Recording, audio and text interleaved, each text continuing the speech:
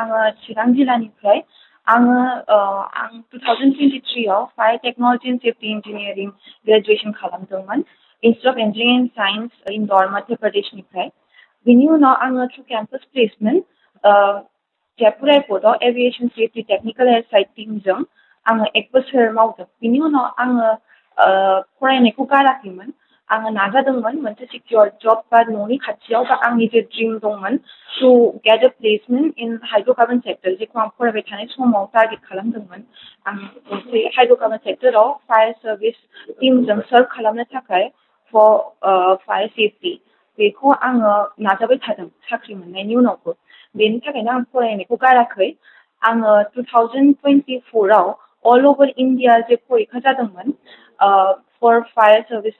department बा fire service section बेयाव senior इन्जिनियारनि जे पस्ट ओंखारदोंमोन बेयाव आङो एग्जामाव मोनसे सिट सिकिउर खालामनानै दा आङो प्रेजेन्टलि फायार इन्जिनियारनि हिसाबै आङो अइल इन्डिया लिमिटेडआव मावगासिनो आरो लोगोसे आङो अइल इन्डिया लिमिटेडआव आङो फार्स्ट फिमेल फायार फाइटार बा फायार इन्जिनियार होनजायो अल अभार इन्डिया अइल इन्डिया लिमिटेडनि आन्दाराव आरो आङो 2023 आवनो ग्रेजुवेट जानाय बिनि उनाव मेरला सिख्लाफोरा जाय पारसिउ खालामनो नागिरदोंमोन केरियार अपरचुनिटिसफोरखौ डिसकभार खालामदों मिथिनो फैदों फायार सार्भिस बा बेबायदि मोनसे केरियार अपरचुनिटि थायो होननानै बिसोरो आंनिफ्राय माने गाइडेन्स लानानै बिसोरोबो आंनि कलेजाव उनाव जइन खालामनाय जादों आरो दा आङो दा अइल इन्डिया लिमिटेडआव as a fire engineer first female fire fighter of oil India limited आं बे हिसाबै दा साख्रि मावनाय जागासिनो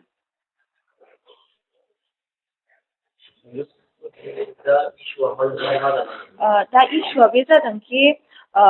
दा रिसेन्ट इयार 2026 आव सासे सिख्ला शिबांगी सन'वाल होननाय बेयो NFSC नागपुर जायखि होम मिनिस्ट्रिनि आन्दारनि मोनसे प्रिमियार कलेज बेनिफ्राय फायार इन्जिनियारिं डिग्री लानानै फैदों दा फार्स्टआव बे जादों कि होम बे CMनि जे अफिसियेल हेन्डल्स बा पर्टेल्स दङ बेयाव हेडलाइना ओंखारदोंमोन Shibangi Sonowal as first fire fighter बा fire engineer from NFSC Nagpur qualifying from NFSC Nagpur belonging from Assam domicile first female firefighter fire engineer किन्तु बेखौ फार्दार मिडियायाव बेयो कमिउनिकेट जागासिनो बा नेक्स्ट बिनि जे पोस्ट ओंखारदों इभेन मोनसे मिनिस्टार जोंनि आसामनि सासे गिदिर मिनिस्टारनि जे ससियेल मिडिया पर्टेल दङ अफिसियेल हेन्डल बेयाव बियो पाब्लिसाइज जादों कि बियो आसामनि बा नर्थ इस्टनि बेयाव क्लियारलि मेनसन दङ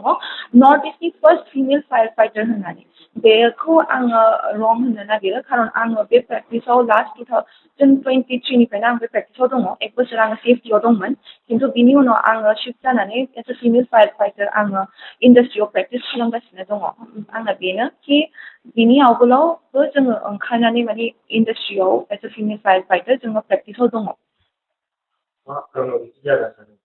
मा खारनाव बेबायदि जादों बेखौ होनजायो कि बेनि न'आव जे थांनानै इन्टारभिउ होनाय जादों बेयो इन्टारभिउआव NFSC नागपुर बेखौ मेनसन खालामनाय जादों first female fire fighter from NFSC Nagpur qualify खालामनाय होननानै आसामनिफ्राय किन्तु बेनि जे हेडलाइन्सफ्रा होनाय जादों जेखौखि मानसिफ्रा मेनलि फरायो जेखि पाब्लिसाइज जायो हेडलाइन्स मेनलि बेयाव बिसोरो मेनसन खालामदों कि NFSC नागपुर नङा बिसोरो मेनसन खालामदों फ्रम आसाम आरो अफकर्स अफिसियेल हेन्डल्स मिनिस्टार्सफोरनि बेखौ मास फलोइं थायो बिसोरनि हेन्डल्सआव बेयाव अफिसियेलि ओंखारनाय माने बयबो फरायो बेयो मा खालामगासिनो मोनसे मिसकमिउनिकेसन खालामगासिनो कि आसामनिफ्राय आवगोलाव रावबो फिमेल फायार फाइटार ओंखाराखै होननानै आं आवगोलाव ओंखारग्रोनाय आरो बिनि उनाव आङो मेरला हिन्जावफोरखौ गाइड खालामदों आंनि कलेजनिफ्रायनो बा बेलेग गुबुन कलेजनिफ्रायनो आङो सिनायनाय सानै साथामसो हिन्जाव दङ जाय बेनिफ्राय आवगोलाव ग्रेजुवेट जानाय दङ बिसोर आंनि टाचावबो दङ आरो बिसोर इन्डास्ट्रि प्रेक्टिसाव दिनै फैबाय टाटा बेबायदि जिन्दल स्टिल बेफोरजों मावनाय दङ दा आरो आं दा एट प्रेजेन्ट आंनो निजे 2 बोसोर जाबाय कमप्लिट जाबाय आङो अइल इन्डिया लिमिटेडआव मावगासिनो आरो जोङो बेयाव नट अनलि इन्डास्ट्रियेल फायार बा इमारजेन्सि बा एक्सप्ल'जन हेन्डेल खालामो जोङो लोगोसे जोङो पाब्लिक फायारबो हेन्डेल खालामो फर पाब्लिक सार्भिस जोङो बेयाव मानि लक सोरबानि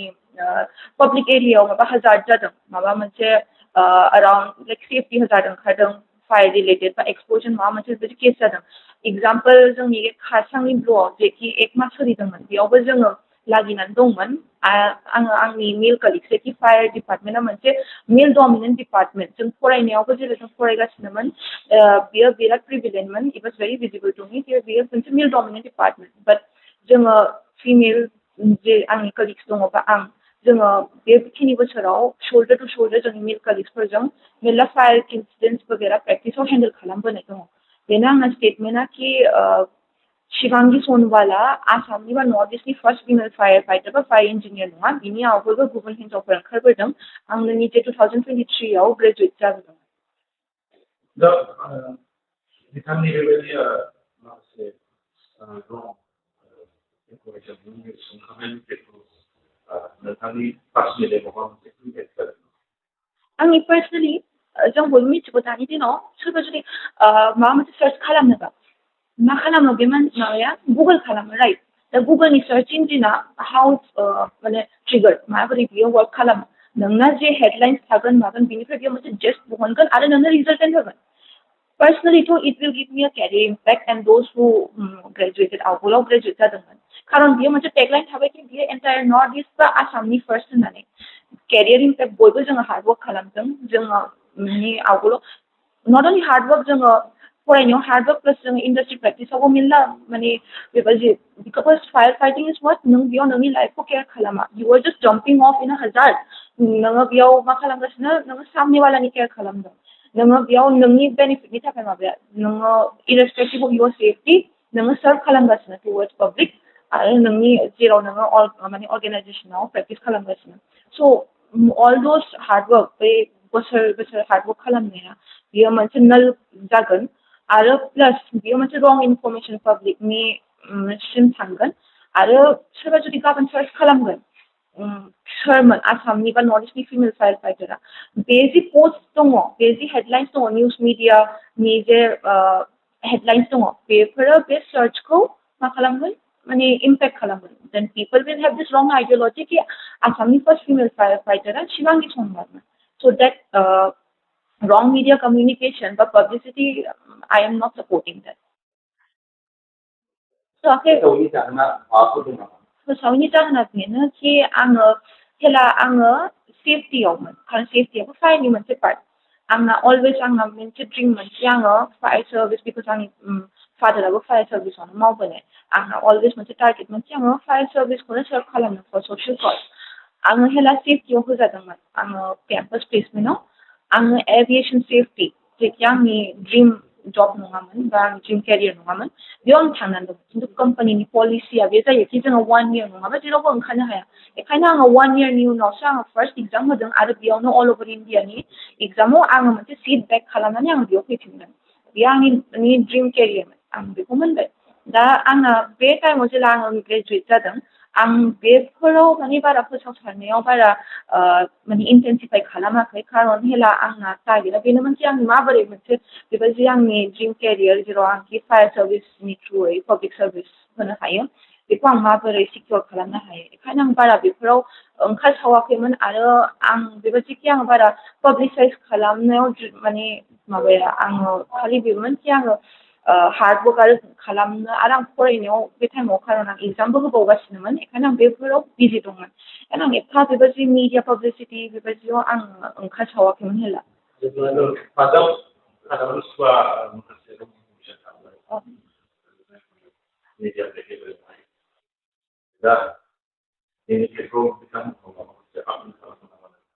आङो बेनो अपिल खालामो कि